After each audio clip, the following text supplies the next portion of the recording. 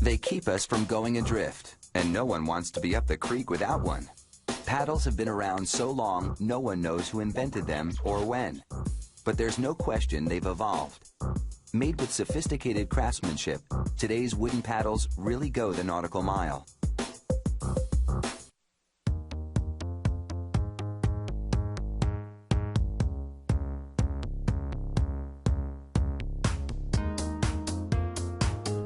Modern paddles are often made from a blend of hard and soft woods for a product that's strong yet lightweight. First, wooden boards are fed into a multi-bladed ripsaw that slices them into uniform strips.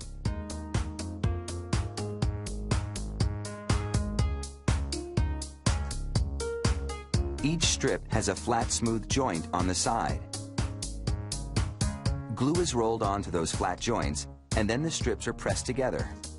These glued sections will be used to make paddle blades.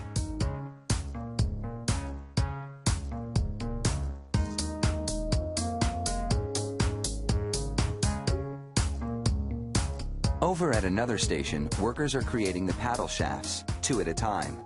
They glue shorter pieces of wood for the handles and clamp them together to allow the glue to set.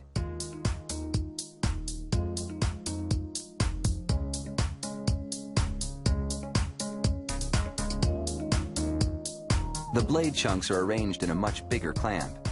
Then the glue-coated ends of some shafts are wedged between the blade pieces. In a process called lamination, the blades are bonded to the shafts. The laminated paddle shapes are called blanks. Next, the blade design is traced onto one of the blanks. And the design is cut out with a bandsaw.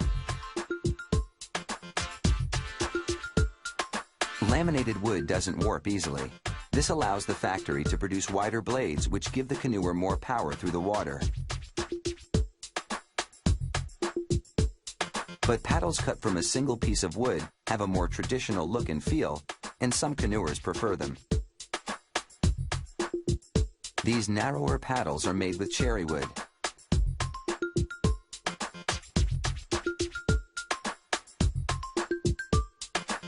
Modern tools make quick work of a design that hasn't changed very much over the centuries.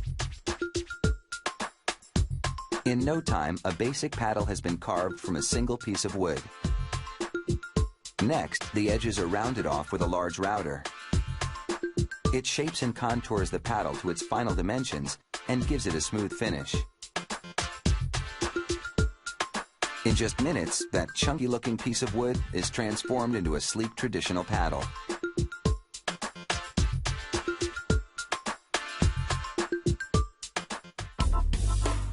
Meanwhile, back in the laminated paddle department, notches are sawed into each paddle blade. Workers mix up a liquid plastic concoction.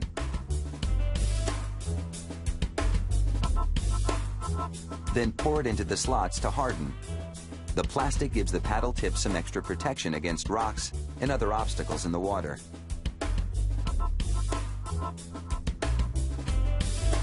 Now it's time to improve the profile of the laminated paddles. With the same type of router used to shape the solid paddles, workers fine-tune the design.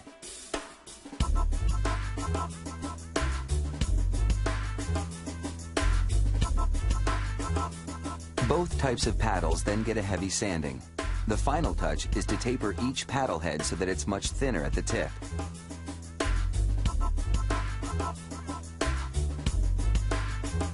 Trademark information is branded onto each paddle using a hot iron.